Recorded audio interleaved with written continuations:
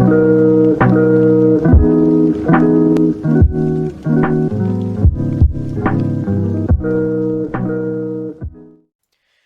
guys, what is going on? RedMaster here, and welcome back to another tier list video. Now, when I first did the tier list for, I think back at the archetype one, I had some people ask, like, oh, why don't you throw up a legendary card tier list? 'Cause, I mean, it seemed like the most straightforward next approach to take. At the time, though, I didn't really do it because of, well, one thing, there was already a different tier list for that kind of set up already, or at least being in the process of setup.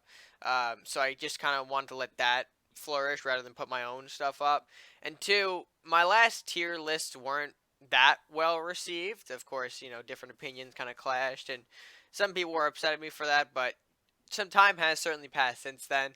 But I don't think I'm by any means the be-all and end-all source of, rankings and whatnot. And again, my opinions and whatnot. So, yeah, we're going to go ahead and jump right into it. But before I jump into it, or before I start ranking these, I do want to make two quick mentions. One, there are 44 cards here that I'm going to be ranking. So, with that being said, the descriptions for, my reasonings, if you want to, I think that's probably a better way to go. My reasonings are going to be a bit more brief than they usually are, just as a matter of, saving time and whatnot.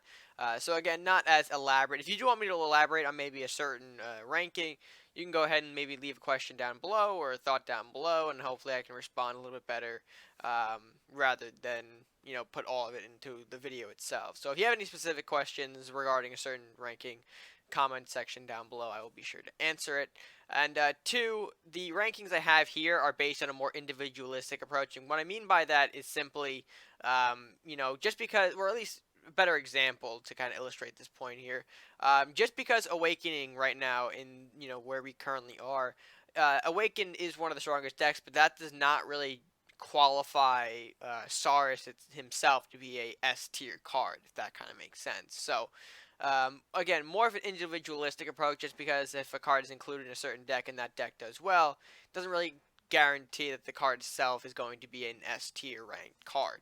But if you do want to see a more, if you do want to see actually a list that's more, I think, oriented toward that, or maybe not, I'm not entirely sure off of memory how their ranking is factored. You can go ahead and check out the tier list I'm leaving in the description below.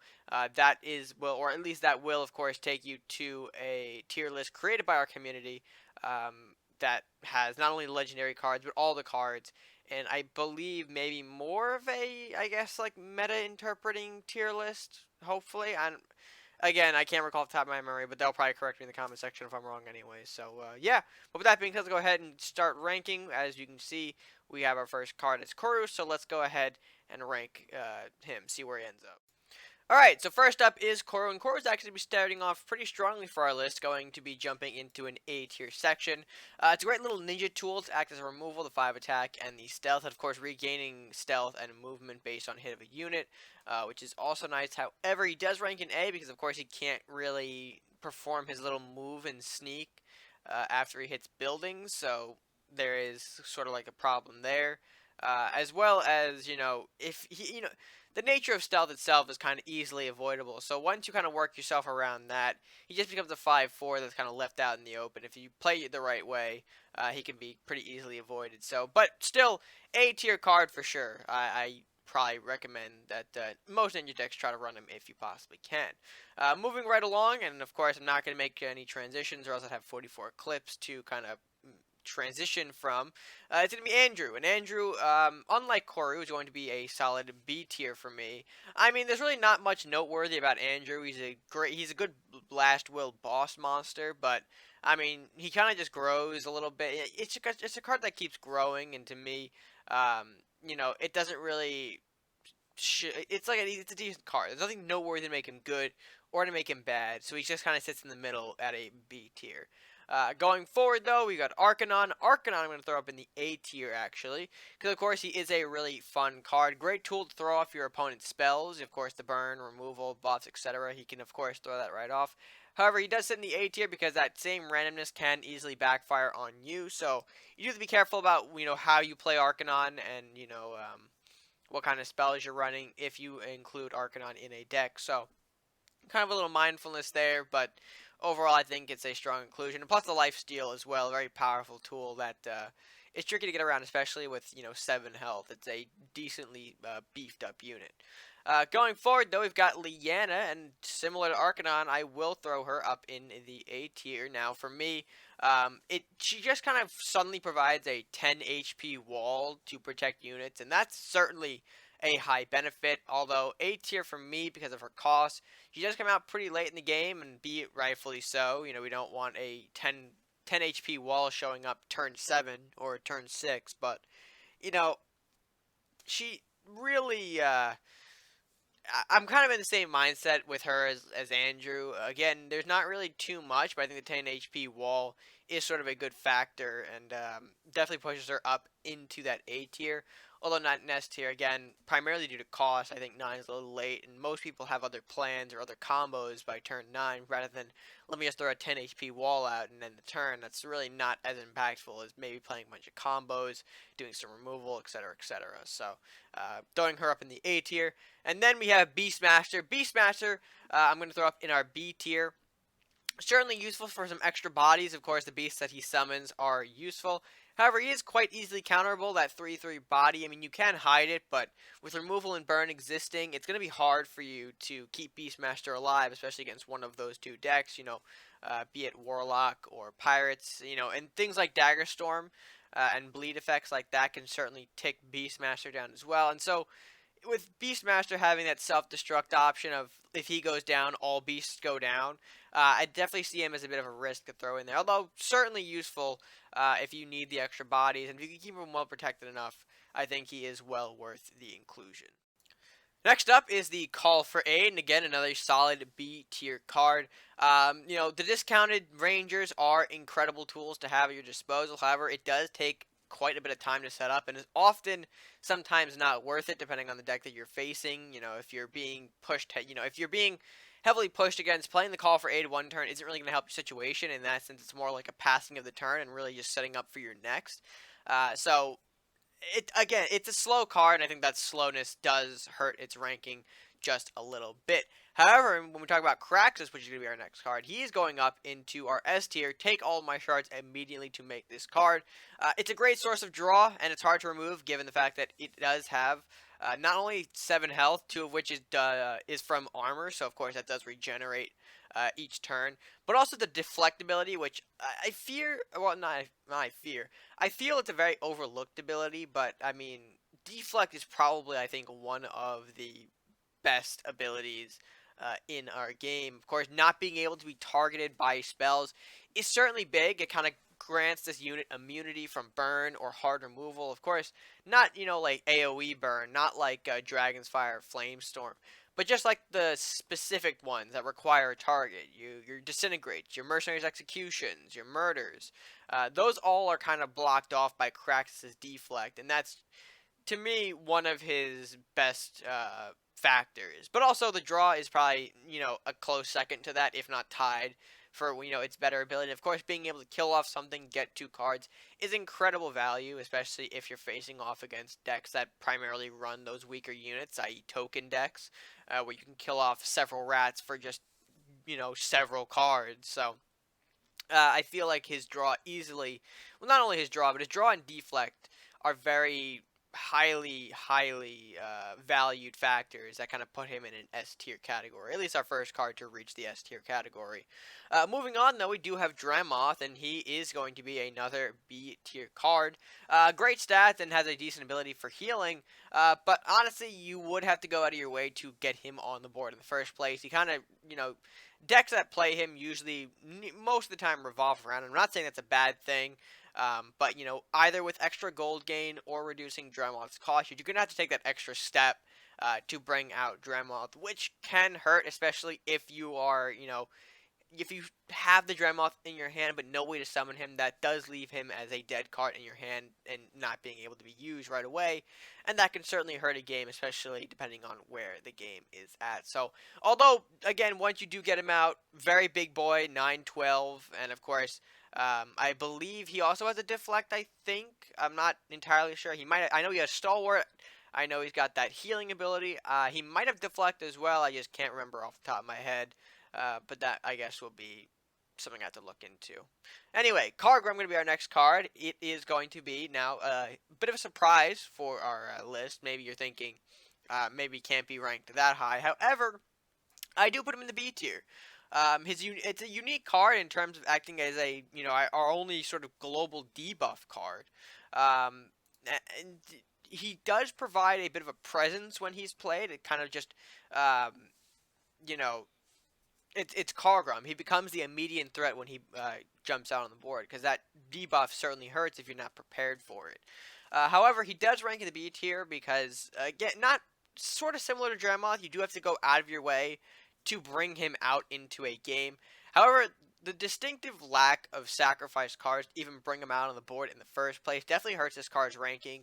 There are only 3 ways that you can actually summon Cargrim, either by using Calabos, Grotesque Offering, or Sacrifice in the previous turn. So when you think about it like that, there's not a whole lot of ways you can get Cargrim out onto the board. That's only like 9 cards total if you run 3 copies of all 3. That's 9 cards in one deck that can bring out the Cargrim. And even then, cards like Sacrifice aren't, well, I think Sacrifice is the only sort of downer. It does provide good damage, but not always useful. So when you think about it like that, people usually resort to the 2 methods, the Talabos and the Grotesque Offering. So they can be a little risky there, or at least those 2 aren't as risky as Sacrifice, but still you kind of get what I mean. Cargrim, not exactly the best presence to have in a deck, mainly because the amount you have to go through just to kind of bring him on the board. Again, similar to Dramoth, but maybe a little bit different in that regard. But anyway, enough about that. We're going to go ahead and move on into our next card, the Dino Evolution. And I think you probably already know where this card is going if you have been around the area for a while. Unfortunately, I will have to rank it in our lowest tier, the I'll Keep My Shards tier. Dino Evolution is, and don't get me wrong, I am a big fan of the Dino archetype. I love him to death. You guys have seen all the different Dino decks that I've kind of put out recently. I do love their archetype. However, for me, Dino Evolution is sort of like the misfit, the odd man out of that entire archetype. I feel like you do need a deck purely based around dinos to even bring out the Dino, or at least justify playing a Dino Evolution.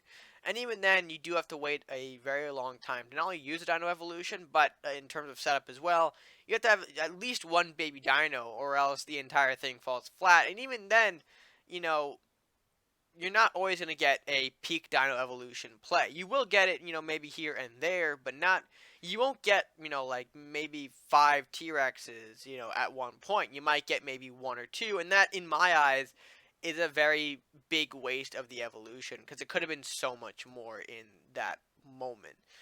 But I don't think, I do think Dino Evolution can be improved. I do have my own little ideas for it. However, for now, it's going to remain in this F tier for now, because, I mean, you really can't get a whole lot out of it, and it kind of is just a shame to see. So, Evolution, our first victim to fall into our F tier. Alright, next up is going to be the Dread Pirate Robins, and Robins to me is going to rank in our A tier. Great way for us to gain some gold pretty quickly. Of course, that 5 from the initial summon, the 5 treasure from initial summon. And of course, being able to kill off a unit and gain 5 more additional gold is pretty powerful in that kind of ramping aspect. Although I do put him in the A tier, mainly because he probably is most likely ends up connecting with 1 unit rather than, multiple units. Unless you're hitting something like tokens, usually Robins is going to connect with 1 unit. So his gold gain really can only benefit you for 1 turn, unless maybe you buff it beforehand, or, you're hitting a token, like I keep mentioning, that will, Robins will end up surviving that encounter. So, unless play like that, again, usually going to get maybe 1 hit. So, lack of survivability, it puts him in our A tier. Although, moving on, we do have the Eternal Darkness next, and to me, that is a B tier card.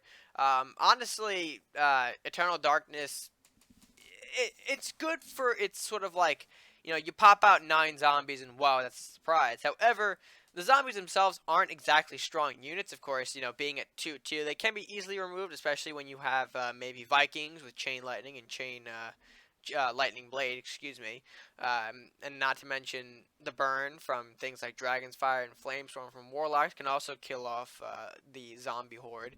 And hell, even Swordsman too. We've seen Swordsman as a great way to clear off a large number of zombies from Eternal Darkness, or just in general with its cleave. So a lot of different counters to Eternal Darkness, unless you, like I said, you're having your zombies buffed up a little bit beforehand. But the way that this card can kind of easily be brushed off, to me, puts it in our B tier for now. However, to talk about our next card, the Fat Bard, it will be ranked in our A tier. Now, I do think the global buff aspect is a very powerful version, or at least powerful aspect, excuse me, of Fat Bard. However, it doesn't really break the S tier for me because of that upkeep. That upkeep certainly does hurt the card a lot. You want to play something on, maybe the next turn, have the Bard buff really make it more impactful. But hey, you can't play it because you're missing a gold thanks to that same Bard's upkeep. So, definitely does hurt him a little bit, and hence why he doesn't break that S tier for me.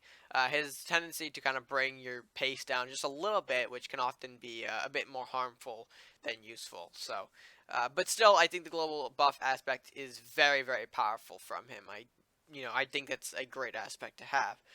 Moving on, though, we do have the Fenrir next, and that Fenrir will be throwing in, or at least be thrown into, our B tier category. The price increase that this card got a while back has certainly hurt this card's standings. I do think the ability is still great, and the stats have been improved a little bit, being at 5/5 to 7 gold makes sense, and of course, like I said, you're keeping that same ability, so it's certainly a good one. However, I do think the 7 gold price range is a little too late for you to make any sort of real impact with this card. I would assume you might want to do some more combo stuff rather than bring out the Fenrir. And even though, combos with Fenrir can still work, like the Fenrir scope, again, we're taking more of an individualistic approach, so I'm kind of ranking the card as it is, and I do think 7 gold is a little late to be making an impact. So for that reason, Fenrir is going to be sitting in our B tier. However, we do have Flux, which will also sit in the B. I feel like that was more of a bigger transition than it needed to be. Flux will also sit in our B tier. She has a unique ability, of course, putting minor spells into your hand for free, and of course, those spells don't really come out of your deck, so that's another positive. However, her 1/3 certainly lacks impact, especially in that 4 gold range. You're not going to be getting a whole lot of value out of Flux unless you have maybe another buff to protect her. 1/3 is really probably only be good for, especially in that gold range, for only 1 attack. So again, that could be more harmful than useful. Well, I do think the spell value is a little nice, especially when you consider, the random spell value can get you with, something like Burn or Treasure, when your deck maybe runs like Viking Pirate, or, well, I guess Treasure. Say if you're running Viking Ninja and you get something like Treasure or a Warlock Burn, that's certainly useful. And I think that's sort of like a key reasoning for why Flux is ranked higher and not in our C tier, because she's able to sort of bring out this extra value from a deck that maybe doesn't have access to some of the more valuable components of it. So, for that reason, Flux sits in our B tier. Next up, we have the big boy Yenneroth, and to me, that's another A tier card. Honestly, the freeze is a very powerful one-turn stun, and the body is pretty difficult to remove. It makes for a very nice setup card. You can move it all the way up to hit castle in that same turn, or use it to position yourself actually to hit a higher value both target, maybe one that was hidden away in the back. But yeah, I'd say the one-turn stun is certainly the more noteworthy aspect of Yenneroth, and the reason why I rank him pretty high up in my list, just because of, hey, let me put a quick pause in the game, boom, Yenneroth freeze, your opponent kind of stuck, not being able to do pretty much anything. So I think that's a very useful aspect. However, when we talk about Grimthal's command, which is going to be next, that is not so, it doesn't really follow as nicely. It's going to be another one of the I'll keep my shard cards. To me, Grimthal, it takes too long to set up, and normally is not really worth the time just to get a few units buffed up. And even then, if you plan to use Grimthal's command, similar to General Evolution, you kind of need a deck centered around it to even get the full use out of it, and it's still hard to accomplish. So I do think Grimthal's command, unfortunately, not necessarily worth playing, and to me, it's sort of an F tier, the I'll keep my shards category. However, when we talk about the Ajira, which is going to be our next card, oh, excuse me, we do have I think Ajira is more of a C tier card in my opinion. Now, the reason being it does provide some good extra bodies, and we mentioned how that is more useful with Beastmaster. So how you might be saying, Red, why isn't Ajira sharing the same tier as Beastmaster if they both provide a similar ability? Well, reason being, Ajira, of course, doesn't directly summon the monsters, unlike Beastmaster. She puts them into your hand. And not only your hand, but also puts 2 additional monsters into your opponent's hand. Now, personal philosophy here, and this is where the opinion matter, or the opinion side of the video kind of sticks out blatantly. I don't like giving my opponent anything extra, whether it be, a card draw, or, free units, or anything like that. I'd rather, not help my opponent. So I tend to stay away from things like a Jira, like Witch Bolt, things of that nature. However, I do think it more strongly, or at least that argument kind of more strongly resides in Ajira, because when you look at Ajira, you run the risk of giving your opponent a Behemothra, which, if you've ever played a monster deck, you'll know Behemothra is probably one of the more valuable cards to have in a monster deck, because as long as you keep playing monsters, that Behemothra is going to grow and grow and grow. And if you end up giving your opponent a Behemothra of their own, they're going to quickly turn the monster game around on you and watch as you play monsters to keep powering up their Behemothra. So it does run that very, very big risk. So for that reason, and alongside the aforementioned, I guess, monster to hand, that was it. I was kind of remembering it for a second. Rather than directly summoning, I think Ajira sits, or at least is going to be our first card that sits in our C tier for now. Although moving up the ladder from, I guess, that encounter, we do have Genevieve, who is honestly similar to Andrew in our B tier. If you really look at the card, it's just kind of a paladin with some extra bells and whistles. It's really nothing too noteworthy. So, for the same reasoning as kind of Andrew, being just a decent card overall, I do put it in our B tier. It's nothing to write home about, nor is it really that bad. It just is just sort of a card that exists. You kind of have to be like, oh yeah, it's Genevieve. That's really all there is to it. So, a very decent card for sure, but nothing to really make it good or bad to rank it higher or lower. But then, when I talk about King Crab, which is going to be our next card, unfortunately, it will, or and this may surprise some of you, it is going to be an I'll keep my shards card. Now, the reason I do rank it here is pretty much for the fact that this card isn't really deserving of a legendary status, because it really only has Repost, which is the same ability as Southport Captain, an epic card. And even then, the Southport Captain does come with more, but with King Crab, I mean, it's really just a stronger Repost. If your unit has to attack the King Crab, you're getting 8 damage dealt to that unit rather than the standard 4, and that's fine. But, I mean, there are so many ways to kind of outplay the King Crab, whether it be direct removal, you can position a range unit to stay away from it, because that's another thing. King Crab also has that weird sort of like, it can only move horizontally, so you literally place King Crab in one lane, and it can only move across that one lane. That is very, very easily counterable in terms of, the way your opponent can move units around, because they can hide a unit, like in 2 lanes above or below, and boom, King Crab can never touch them unless given something like maybe Scope or something. But again, I'm not talking about sort of the combos of cards. I'm talking just purely based on the individual card, and to me, King Crab doesn't really deserve this legendary status, because what does he do? He moves in a straight line and has a strong repost, and I don't think that has enough value to classify as a legendary card, and to me, it's not a legendary worth grabbing right away, unless you're desperately in need of monsters, which, okay, but I don't think King Crab is worth your shards. I honestly don't believe that, and for that reason, he's going to be sitting in our F tier category. Next up is the big beefy boy in King Kaiju, and another B tier card in my opinion.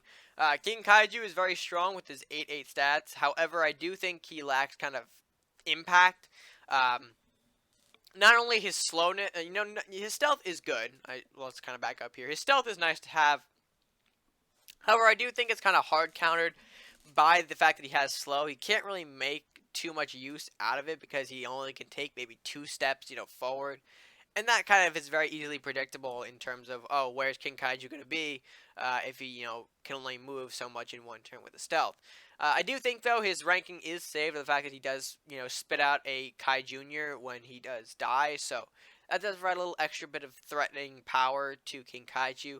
However, I think, when we look at King Kaiju as, it's the 8/8 monster, I do think his abilities kind of counteract each other, at least the way he worked counters each other. You got the stealth aspect, which is nice. However, it can only move so far, so that stealth can only do so much. So, for that reason, King Kaiju will be in our B tier. However, moving on to Kraken, though, Kraken will also be another B tier card. It is a good surprise card, and I kind of use that term in quotes because you normally see Kraken as a, hey, I just spit a Kraken out at you. I'm dealing 5 damage to maybe an important target, maybe a high value target, and that's fine.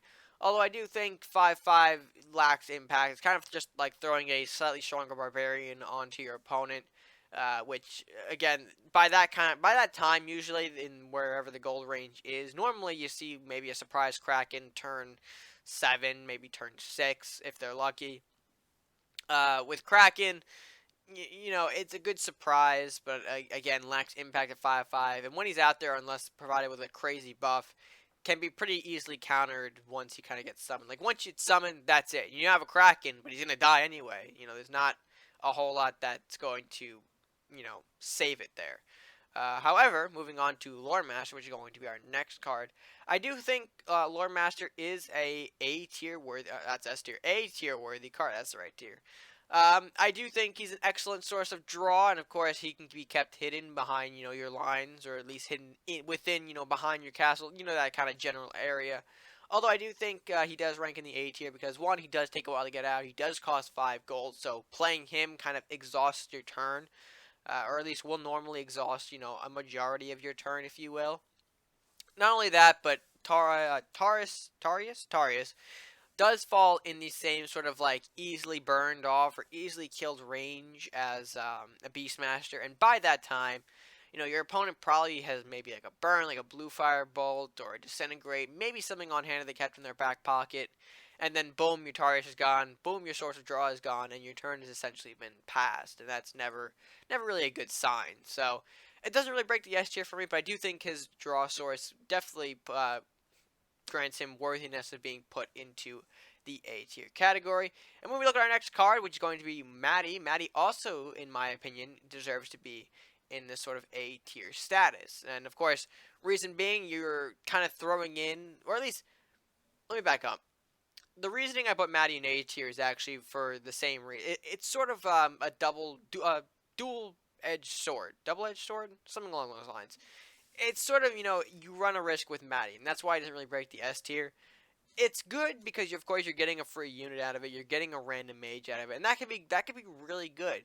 When you pull things like Darkbender or Lore Master or Wizard, that's a solid pull. You now created a big threat without really spending as much as you would. Maybe the same with Wizard, but hey, you spent 3 gold to summon out a cheaper Darkbender and an even cheaper Lore Master, so that's very good there. However, he doesn't really break the S tier, and you could argue this too.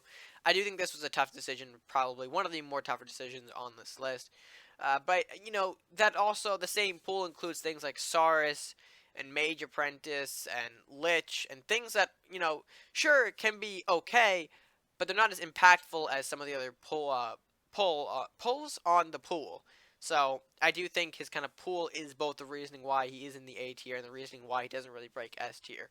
Because the randomness of the pool and the sort of the variety of the pool can certainly hold him back. And next up, speaking of, we have Wotan. I don't know why I made that transition, but we do have Wotan.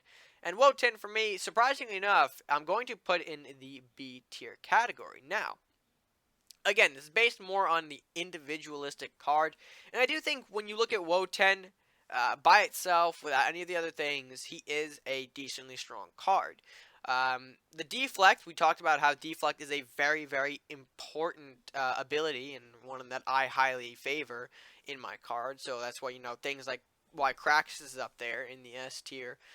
Not to mention the first strike plus high attack combination, very good to keep that unit alive. You do have stealth, which kind of sneaks him around a little bit, not exactly being able to be immediately found, which is another great aspect. So a lot of good things coming together, and I do think when you put him into one card, it certainly creates this big threat. However, he does come out in a gold range where you have things like Grendel and Ranger coming out, which of course kind of put a hard stop on Wotan right there. So in that aspect, he doesn't really rank in that A or S tier, but I do think he's become a much stronger card and definitely deserving of a more B tier ranking because of, a lot of different things. Deflect, the first strike high attack combination, the stealth, pulling all those things together creates sort of a decent threat for the ninja faction in the form of Wotan, and that is a really cool thing to see. Ninja's getting some more boss monster-ish type things. So, Wotan, B tier, very good. Alright, so next up is the Parrot Rush. Now, before we jump into Parrot Rush, I do want to quickly explain Rat King's ranking, because the Parrot Rush ranking does slightly tie into Rat King. So first, let's start off with Rat King. Rat King, to me, is going to be our second sort of S tier card, the Take All My Shards card. And the reason being, it's a great defensive option. You're getting 5 units in one. And of course, multiple different bodies, which can all be buffed, creates more value, creates more of a threatening presence. And to me, it's a great defensive option for 3 gold. And of course, the upkeep, the only real downside to it, that upkeep can be easily thwarted if you trade off Rat King from spawn. So I do think Rat King, definitely an S tier card. Because you also have the 4 bodies from the other rats. So Rat King, 3 gold, very powerful, S tier. Now, when we talk about Parrot Rush, though, I do think it's more of a C tier card. Now, the reason being behind that is, of course, you're not guaranteed 5 parrots from one card. They're all based on treasure, so depending on how much treasure you might be carrying in one turn, say if I got 2 treasure, I'm going to be getting 2 extra parrots. Now, sure, you might be saying, well, that is fair because, Rat King, the rats are 1-1, they're not as powerful, the parrots are 2-3, and yes, that is true.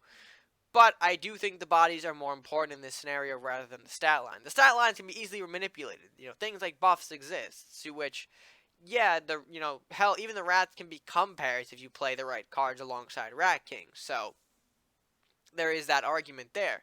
But I just don't think the parrots deserve to be in a higher spot because, hell, say if I get 1 parrot from Parrot Rush alongside, and for a total of like 2 parrots, that's not going to be as impactful as, say, a Rat King where I got 5 rats. It's not, you kind of get what I'm thinking here. It's not as impactful as the Rat King, just because you can't really guarantee that you have all your parrots. So for that reason, Parrot Rush going to be ranked in our C tier area. Next up, though, is going to be Villaroth, who will be ranking slightly higher in our B tier. Going to make this one kind of quick and simple. Very unique in terms of sort of like a walking removal unit. However, I do think his stat line and his gold range are in the same area, to which he can be taken out quite easily, from a Grendel or a Northland's Ranger. Now, of course, that is some value from that Villaroth, but you can kind of think of it as sort of like a trade, just a standard trade. 1 unit for 1 unit, and boom, you kind of move on with your day. So, for that reason, Villaroth is going to be sitting in our B tier. However, talking about Headwood now, and guess what? He's going even higher, being placed in our A tier. Now, I do think Headwood has a great burn ability, one that you can make full utilization of even if you're not running Awakening decks. However, I do think he can't really reach that S tier now because there's no way to proc that ability again. Kind of if you play Headwood in a deck outside of Awakening, you're only getting the burn once, and that's fine. You're gonna have to run a Reawakening if you want that burn to happen again, and of course not all decks kind of incorporate Awakening into their stuff, which is fine. So for that reason, Headwood on its own, definitely an A tier card, definitely valuable burn, but it doesn't break that S tier because there's no way to reuse that ability. Like once it's used up, unless you have something else, but we're not talking about sort of the other decks and combinations here. So with that, Headwood going to re-put in our A tier. And next up, we have Rusty Hooks. Now, Rusty Hooks, similar to Flux, I do put him in our B tier. Honestly, very unique card, sort of grapple, or not grapple, I guess the pull in with the hook, very unique, very cool, although I do think he's on the same level as Flux, where 1-3 isn't as impactful as maybe Rusty Hooks would like to be. I mean, and that's fair because I mean you're pulling something closer to you, you're grabbing it. It's not you shouldn't be able to high attack. Boom, he's dead. You kind of leave that to more of the range units. And Rusty Hooks is kind of like a weird median. So to me, Rusty Hooks certainly a B tier card. No argument there. Or at least from me. I don't know about you, but to me, Rusty Hooks solid B tier card, and a just more solid card in general. Now, next up is the good old Headmaster, Headmaster Saurus himself, and of course, I was kind of alluding to this earlier when I mentioned the whole individual card thing. Saurus, to me, is going to be a C-tier card, and that is kind of being nice to Saurus. If you think about it, if you're not running an Awakening deck, Saurus is literally a 5 gold, 3/3 melee range, melee mage that does nothing. So, when you look at it like that, it's not good. It's just not good. So again, I am being nice to Saurus here by putting him in that C tier because you might have the chance of maybe popping something along the way. But again, that's kind of just being very, very lenient to Saurus. If he didn't have, to me, I think maybe range made him a little more impactful, maybe. But to me, Saurus is going to be put in our C tier for now. Not a very strong card unless you're an Awakening, but yeah, I'm gonna leave Saurus alone for now. I think I'm being a little too mean on him. Anyway, moving on to Karasume, which is gonna be our next card. Also going into C tier. Now, this might flare some angry heads, maybe some angry comments, maybe. Karasume to me is in the C tier because one, he's got the same stats as a basic wizard. Basic ranged wizard shares the same stat line, and wizard's cheaper. Secondly, the targets that Karasume bounces back are completely out of your control. They are random. So, of course, say if I have a Karasume on the board, I have a Lumberjack and a Mad. You know where to get rid of the Lumberjack for argument's sake. I shoot the Karasume blast, boom, my Lumberjack's into my hand. That completely went south. That's not what I wanted to do. And hell, maybe my Karasume is now exposed because of that. So, he does run that risk of, hey, it's not always going to work out, and that risk does kind of land him in the C tier. Again, also being on the same stat line as Wizard, for God's sake. It's literally the same stat line as a basic Wizard. That tells you Karasume definitely needs maybe a little change in the future. Just saying. Just putting it out there. Unlike Mordock, however, Mordock going to be jumping up into our S tier category. Now, I mean, obviously, Mordock is a bit strong right now, so maybe get him a change as well. But anyway, Mordock, super valuable card. Being able to combo summon combo summon big undead units like the Wraith, the Banshee, and the Horseman, all of which can provide a little extra. The Horseman providing that initial damage, Banshee providing that free spell, and the Wraith providing just a big body and the fear. All those three have certainly, big aspects to them, and all coming out of one Mordock can be certainly frightening. And of course, Mordock can use his sort of combo hit to summon a unit, and then boom, maybe push a more valuable target like a Lore Master or Armory hiding away in the corners. So, there are some strong aspects to Mordock, hence why he's going on our S tier. And of course, if you played against a Mordock, you'll know Mordock is nothing to kind of laugh at. Every time Mordock comes out, it's like, oh shit, that's a Mordock, what am I going to do kind of moment. So, to me, Mordock definitely an A tier card. Unlike the Verdict, however, which is going to be another one of our C tier cards. Now, it's okay. Okay, here we go with the Verdict. Now, the reason I place Verdict at C tier, traps are rarely used within the Crusader within the Crusader faction. There aren't many I think maybe Verdict actually might be the only Crusader trap to exist.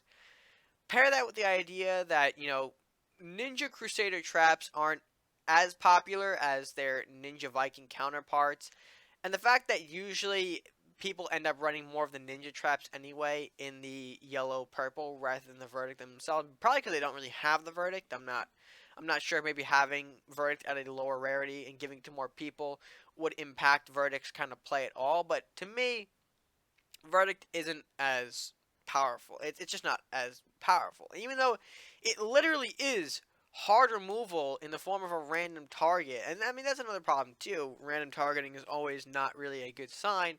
Um, but yeah, I just don't really see this card as impactful as the removal it should be, especially because it is sort of a trap in a faction that rarely connects with the really connects with the trap archetype well. So for that reason, Verdict's sitting in our C tier, although not bad because it is, like I said, it is hard removal. So hard removal always a pleasant sign to see. All right, so unfortunately, did run into a bit of an issue here. As I was going through the last bits of the ranking, unfortunately, my system kind of crashed a little bit on me, and yeah, I can't really reset the last 5 to an original position where I could go ahead and place them on the board. So a little bit of a letdown. I do apologize for that. However, these are my final rankings. I will kind of keep it short and sweet just because you can see everything currently on the board. The last 5 being Shodan, Arbiter, Ragnar, and Holy Grail. Ragnar, solid B tier card. Not a whole lot that's wrong with it, although I don't think it's really noteworthy enough to break into an A or a C tier, so kind of just sits there in the middle. Shodan, wide range of abilities is useful, and the stat line does help support that. And of course, all good abilities: chain lightning, explosion, range, rampage, etc. Very good stuff out of Shodan. Arbiter, great removal heal combination there. However, the judge does not stick around, so it can't really make any sort of presence as a big threat because, of course, you do have that judge disappearing. However, the heal removal combo is certainly high value. Grail, it's a multi-unit summon that doesn't really have a lot of strong units coming out of it. You got 2 knights, 2 questing knights, and 1 paladin. Not exactly something to write home about. And then you have I because the I meme will never die. So yeah, that's kind of the final rankings here, and that actually does conclude the entirety of the tier list. Kind of everything that I've got going right now in terms of where I think all the legendaries currently stand, and if yeah, I think overall it turned out to be a pretty interesting list. A lot of different cards in different places, which I'm kind of happy about. It kind of turned out nice. I like it. And with that being said, folks, this is the final tier list that we've came up with for all 44 legendary cards with inside cards and castles. Let me know what you guys think of this tier list by leaving your thoughts down in the comment section below. Like I said at the beginning of the video, if you guys agree or disagree with any of the options I have here, or maybe want something in more detail, because again, I did try to keep it brief given how much cards we are working with here. If you guys have any thoughts regarding that, leave those down in the comment section below. And while down there, if you haven't done so already, be sure to like the video if you enjoyed it, share with your friends, and of course, subscribe if you are new or haven't done so already to support the channel and help us grow by clicking that subscribe button at no additional cost to you. And maybe give that bell a good old tap. Maybe turn on notifications if you want to be notified for when we, or at least when I publish videos, make them go live, all that good stuff. And yeah, that's going to do it for me for now. So, until next time, guys, stay gaming.